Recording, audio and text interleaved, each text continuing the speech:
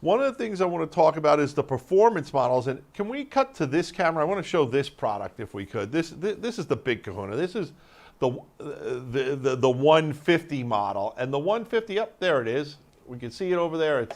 I'm moving it while we go and all that, and it's a cool product. But this is a product that this isn't just for houses of worship and corporate. This is being used in venues and concert halls throughout the country when we could have concerts and stuff like that. Isn't that correct, Gregor?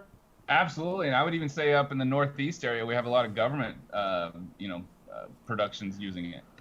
And we've got some famous bands out there. I know there's a lot of people in the jam band circuit really like using these 150s in their workflows. It's just a great camera. And listen, at $11,400, folks, it's a camera that's going to, it's got some cost to it. But I like the expression you use when you can't afford to fail.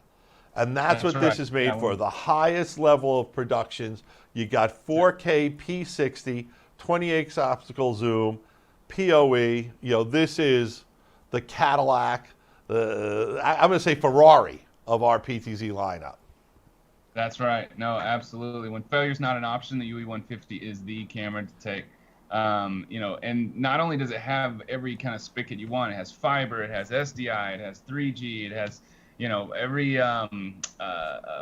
flavor that you would want coming out of it, HDMI, NDI, but it does it all at one time. So that's a really good camera to have. Gives you plenty of options, and I've never lost a shootout. I'm not one to put down other brands, but I definitely would encourage you, if you thought you found a camera that was better than this one, turn it on side by side and see what you think.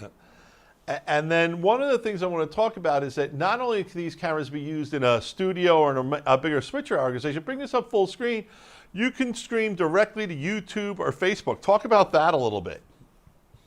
Yeah, absolutely. So not only does it have the RTMP, but it has RTMP-S, which is the new flavor that's more secure for Facebook.